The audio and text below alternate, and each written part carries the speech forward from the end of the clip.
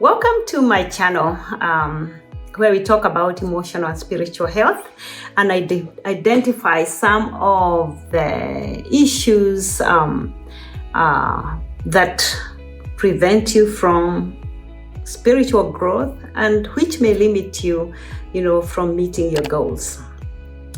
And so today's video, the topic is really fundamental to how we function here on earth, and it's self-awareness. So I'm gonna be talking about steps of that, immediate steps actually to start taking developing self-awareness, which is very important. And we know that because even in psychology we learned about self-awareness and the developmental stages of self-awareness. So it's important. It's an important topic, and it's not a psychological concept only. It's actually a spiritual concept. A lot of things that we think they are just from the world, they were first, God first told us. We probably didn't understand them, or we didn't know that that's what it meant. So anyway, before I move on, just to remind you, please subscribe to my channel, share, comment, support this community. I appreciate greatly. And also, we never really know who we may influence by sharing something. So what is self-awareness? Self-awareness is the ability to know, to discern yourself, to know your traits, your behaviors, your feelings, your emotions, all the internal mechanism that you are aware of them. You are aware that when this trigger comes and this emotions comes, it's coming from a certain place, and you know what that place is. So by what I just said, it means that it is an intentional thing. It is something that you actually have to purpose to do, to develop self-awareness. Now, even the self-awareness stages we learned in psychology, we know, and we talked about, we learned even about a child. A child, when they are born, actually they are not self-aware at all. They can't tell themselves apart from their environment. They can't tell themselves apart from their mother. They think that they are one, they are together they are merged with the environment, which is scary, right? But it's more scary because they are even adults that actually have developed very little self-awareness, So, but as a child grows, they start getting to know that they are separate from their mother, they are separate from their environment, they are a different person from their brothers, their siblings. And when they look at the mirror, they actually, can tell that that's me, I'm an entity. And so along those lines, that's really what it means. But in this video, we are talking more about internal mechanisms, like I said, emotions, your thinking patterns, all the things that make you, so, and at the top of all these things, which is your core? Who are you? What's your identity?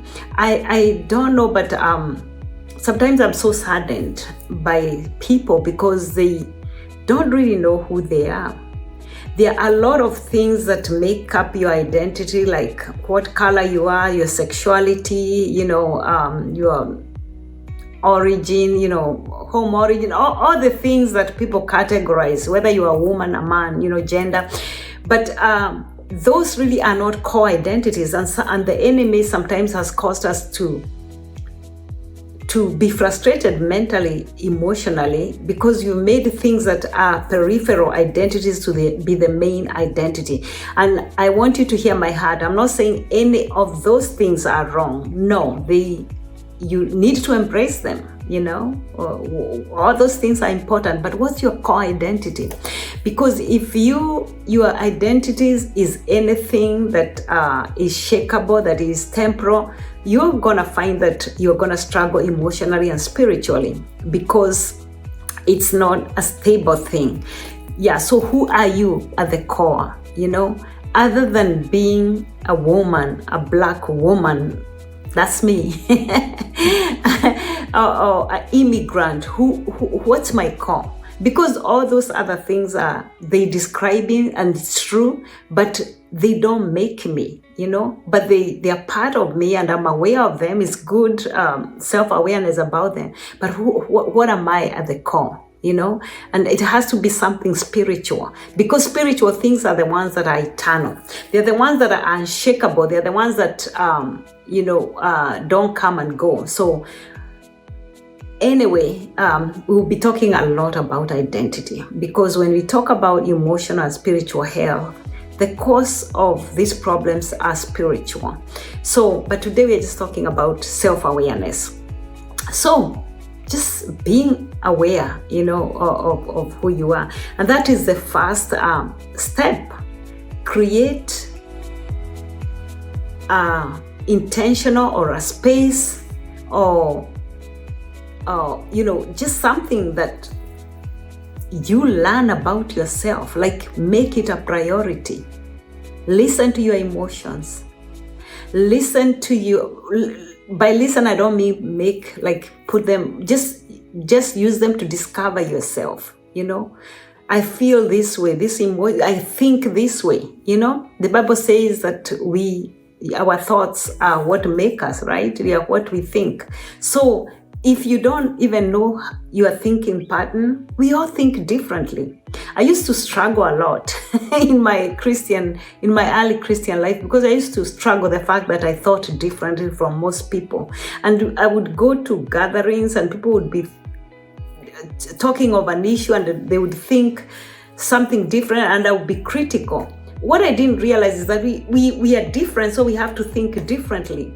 We are a puzzle in this world, and our unique thinking way or pattern is what, completes the puzzle. So do you know how you think? Do you know how you tend to interpret situations?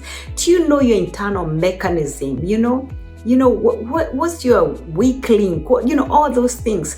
Create or be intentional in developing that. The next thing I want to talk about is your testimony. Our testimonies are so important,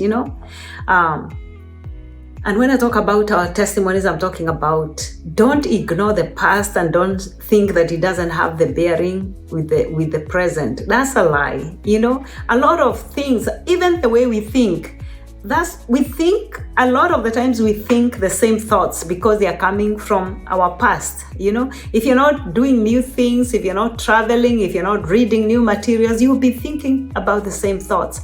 So be aware of that. Be aware of the struggles you've been through. Be aware of the victories you've been through. Be aware of the mistakes you've made in life. Be aware of the things that put you in trouble and how you got out of it. Be aware of the victories. Be aware of the ups and downs. Master your testimony. And when you master that, along with knowing your internal mechanism, that gives you an upper hand in self-mastery and self-awareness. Self-awareness is key to emotional intelligence, to leadership, because you can't lead people if you're not aware of who you are. Even in relationships, a lot of times, I remember earlier on, I had a discussion with somebody and I was saying, we need to stop being unfair, asking people to love us, to respect us, while we don't even respect or love ourselves, or even know who we are. And we are hoping that somebody will help us discover who we are. No, that's your job. And the Holy Spirit is there to help you. God is there to tell you who you are. God is there to help you access your emotions and interpret them the way He wants. God is there to cause all things to work, your testimony, to all the things bad and good that happened. He's causing all those things to work for your good. So they are good, and so embrace that testimony. It's key to mastery of your self-awareness. And the last thing I actually want to talk about is feedback. A lot of us don't want feedback from people. And when we get feedback, especially if it's not good, positive, we get mad. We think people are critical. We think people are against us. But there's nothing as important as feedback from people that genuinely love you, because they tell you, because you are not able to, to see your blind spots. That's why, loved ones, people that care for you, they will tell you the truth. Now, I think most of the times we don't like that fact because our loved ones, people in our lives, they do it in the wrong way. Sometimes hurt us, criticize us, discourage us.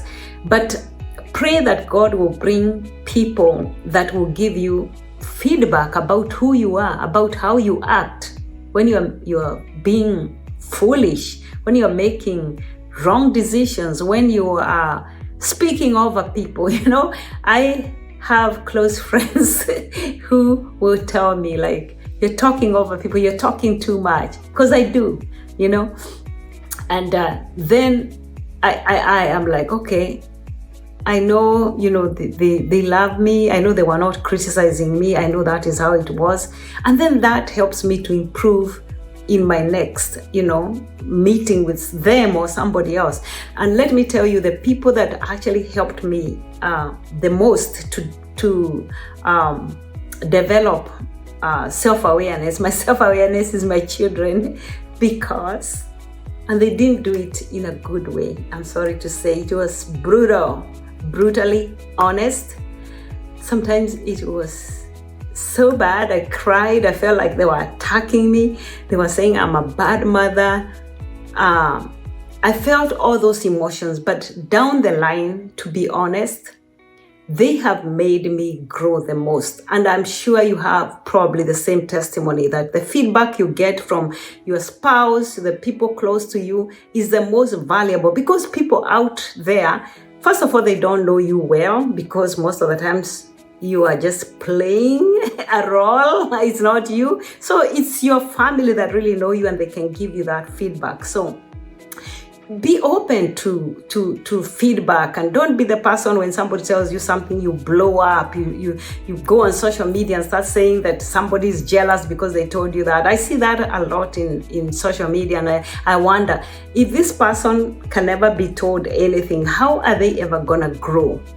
So, and God will give us discernment to know people that criticize us, people that want to injure our spirit, as opposed to people that are really actually encouraging us to be better people, so that, so do those three things, and you see that it will just start you to developing a greater self-awareness, which is key to life. Without it, you find that you'll struggle, you self-sabotage, you will just not be a good leader or even a good friend.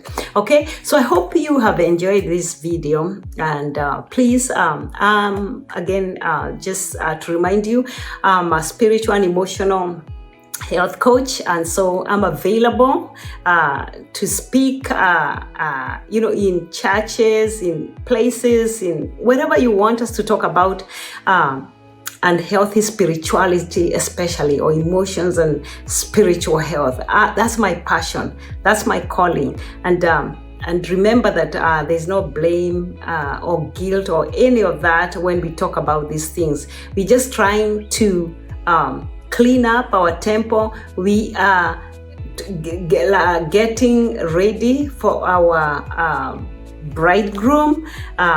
We are just trying to work out our salvation. That's what we are doing when we are talking about these issues. It's not to condemn you, it's not to bring the worst out of you, but it's to encourage you, okay? So until my next video, hope you take care of your emotional and spiritual health, okay? God bless.